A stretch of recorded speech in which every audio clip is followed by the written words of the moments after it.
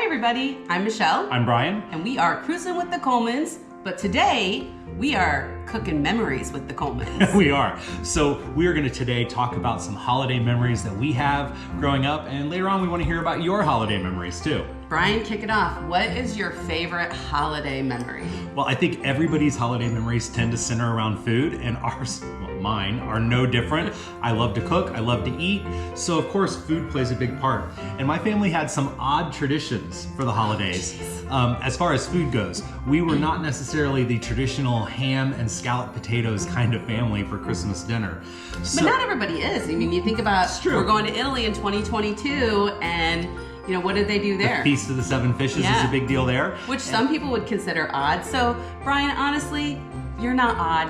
Let's throw it at us. So our Christmas Eve tradition in my family was that every year we would make a fettuccine alfredo with shrimp scampi. But my question is, did you have rolls and were they done on time? We usually did not have rolls with that dinner because, you know, the pasta, we usually had a salad or maybe some kind of a vegetable. It's a Coleman tradition. But the Coleman tradition for any holiday meal is that dinner's not ready until the rolls are burned. And usually we always forgot to put the rolls in until the last minute. And half the time they were frozen because they came out of the freezer. So they'd go in the oven and we'd start eating dinner and then we'd forget about the rolls until the smoke detector went off. So we always knew that the rolls were ready when the smoke alarm went off. You know what my favorite memory is of joining the Coleman family? So when I joined the Coleman family, I found out that it was a very good possibility I would be getting underwear for Christmas, which probably We've only been dating for like 3 months, and my mom's like, what size underwear does Michelle wear? And I'm like, you're not giving her underwear for Christmas. We weren't even engaged yet. I love you, I love you, I love you, Mrs. Coleman. It was just one of those, Mrs. Coleman, are you still at that level? I was trying really hard. I didn't want to say her name on camera, but so in our family, I was trying to be respectful. For Christmas, we always got socks and underwear as one of our Christmas gifts. And great idea. Once we got to college, my sister and I, my mom would always fill our stocking with college supplies like rolls of quarter, that's so smart, and dryer sheets and deodorant and toothpaste and shampoo and all those kinds of things that, you know, poor college students can't really afford. So that was always what was in our stockings when we were college age. Santa brought us supplies for our kitchen and our bathroom. I know right now as you're watching this video, you either just had your holiday, maybe you celebrate Hanukkah, so you're already done, maybe you celebrated Christmas and you're watching this video afterwards, but stick around. We're gonna show you a recipe next that was part of our family tradition, and we wanna hear from you. We wanna hear, maybe you created a new memory this year. We're always trying, we're now grandparents, so we're always trying to come up with new memories and we need your help.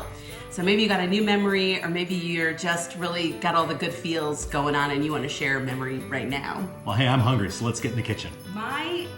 One of my favorite food memories, I know you have to clarify that. One of my favorite food memories is hot beef dip. Simple, easy, and big during the invention of the microwave. Back in the olden days. So we're gonna start making it, and then Michelle will tell you her story. Yeah, my chef, Brian. So we've taken this old classic recipe and we've kind of modernized it just a little bit. We're gonna start out with 2 packages of cream cheese. By the way, the recipe link is in the description. The recipe link is for a single recipe. I'm doubling the recipe today because we like to have it around for a while. Yeah. If you're serving it at a party, you definitely want to double it. It's really good reheated. It is. 2 blocks of cream cheese. Don't buy the half fat or the no fat. Buy the full fat stuff. It melts better. And I mean, it's Christmas, so come on. 2 blocks of cream cheese. It's better if they're at room temperature to start. They melt a little bit faster. And I'm gonna just add a whole bunch of different stuff here to it. I've got, first of all, a half of a cup of sour cream. Again, these are doubled proportions for this recipe. And everything's a little bit at room temperature, which makes it easier to stir, but also, is that full fat sour cream? This is full fat sour cream. You have to do it, even if you're worried. Mayonnaise, half a cup of mayo, and we use the olive oil mayo, but any old mayo that you prefer will do. Don't buy cheap ingredients, because if the ingredients don't taste good by themselves, they won't taste good mixed together with other cheap ingredients. I've got a half a cup of diced green onion, the white part and the green part. Dice it as fine as you can dice it because nobody wants a big giant bite of green onion. So I'm just gonna dump that in. fresh green onion that just looks really pretty. It's nice. It gives it some nice color. 1 cup of Parmesan cheese. Again, don't use the stuff out of the cylinder.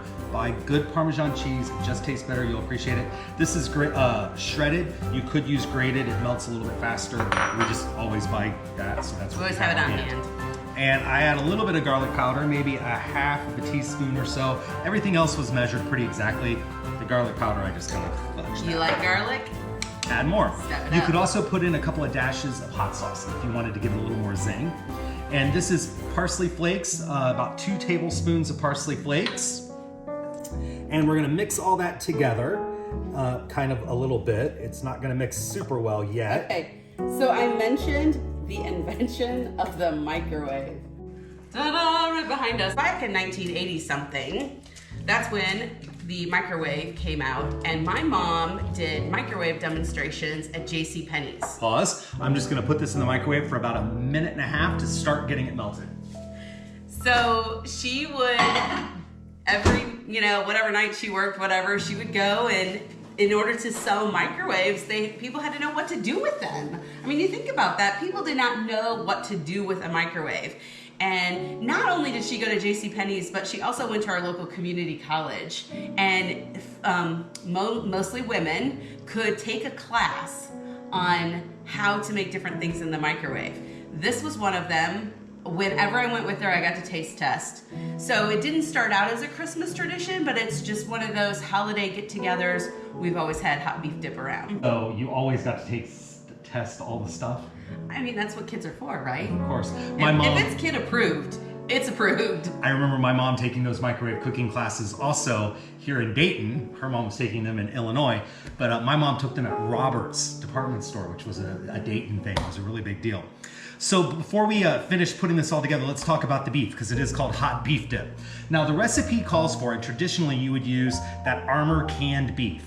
The 2.5 ounce package, which is the small jar, is what you would use for a single recipe. The big jar, which I think is a 5 ounce or a 6 ounce, it's got a little extra beef in it. We're recording this in 2021, so we'll let you guess as to why we don't have dried beef right now. There was no dried beef at the grocery store, oddly enough. So a good substitute. Now wait, what do you do with that dried beef? The dried beef. Yeah. So if you're using the dried beef, microwave's done. If you're using the dried beef, you start out by dicing it up, put it in a bowl, cover it with hot water, and then heat it up in the microwave for about 1 minute, 1.5 minutes. What that's gonna do is kind of helps rehydrate the beef a little bit. It also, that beef is really salty. Yeah. It's practically beef jerky, so it takes some of the salt out.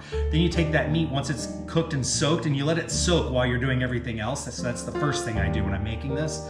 You let it soak for a while, pour the water off, squeeze the water out of it, put it in some paper towels or a tea towel to squeeze as much of the moisture out as you can so it doesn't make the meat, the dip runny. And then you add that towards the end. But we have, because of 2020. We couldn't do that, so we used a good substitute, which we've used before. And this is corned beef from the deli. I had them cut it, chip it or shave it as thin as they could, and then I ran a knife through it so that it's really just shredded beef.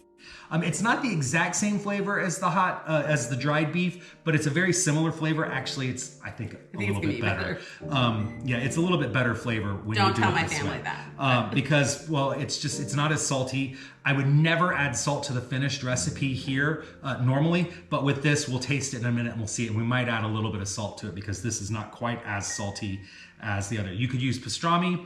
Corned beef works really well also. And again, just kind of shred it up and dice it. Come on, Coleman. And I'm not gonna use all of it. This is a 1/2 pound. I'm gonna kind of test it out and see how much it looks. We like it meatier. Yeah, we do like a little meatier. I'll probably use about 2/3 of it. And then if you have any left over, you can use it to make some SOS. So this has been in the microwave for a total of 1.5 minutes. And then I put it in for a 2nd minute and it just got kind of creamy and melty. The cheese is melted. You can see some strings from the Parmesan as it melts together. That's good Parmesan. So it's looking really good. We're gonna put in, like I said, about 2/3 of this meat because we like a lot of meat in it. I think we mentioned that. I'm ready. So we're gonna mix it all together. And I'm just gonna tell you that I think this looks pretty meaty. I don't, let's taste it. I know, this is what I did. No double dipping. Ah, I broke my cracker, oh no! I need more meat. Oh You my throw it gosh, all so in. The it whole does half not pound. need salt. Hey, No, especially not with the crackers. I'm ready to go again. This is what I'm good at. You're still the best taste tester in town. And because it's made in the microwave, just store it in a sealed container. You can have it multiple nights. Another thing that's great with this is at this point, once it's cooked, if you have one of those small crock pots, you can put it in a small crock pot to take it to a party. Keep the crock pot plugged in on warm, just to keep it hot. It is so good. Now that I've got everything put, it's not quite done yet. I am gonna stick it back in the microwave. You wanna try it again, or are you good? I'm feeling good. I'm gonna stick it back in the microwave for 1 more minute. It's done. The hot beef dip is ready. Here's what it looks like. It's quite beautiful. A little more pink than normal because of the chipped beef instead of the dried beef. Normally you can see the red flakes. So the red flakes and the green flakes of the parsley and the green pepper or green onion make it look just kind of festive. It's, yeah, festive, colorful, something that is visually appealing to the eye is always great when you're looking for a dip, I think. Yeah. So we hope that you enjoyed this very quick cooking demonstration. What we want now is to hear from you. Tell us about your favorite holiday recipe. What is it that you look forward to making, bringing? Eating when somebody else brings it. Yeah. Whatever it may be, tell us about that in the comments below. And if you have a recipe, share the link to the recipe. Make everyone happy. Yeah. Also, make sure you check out our other Cooking with the Colemans videos. We have a playlist linked up here. And make sure you hit like and subscribe. Have a wonderful 2022. May it bring you all the joy and happiness you are looking for. Merry Christmas.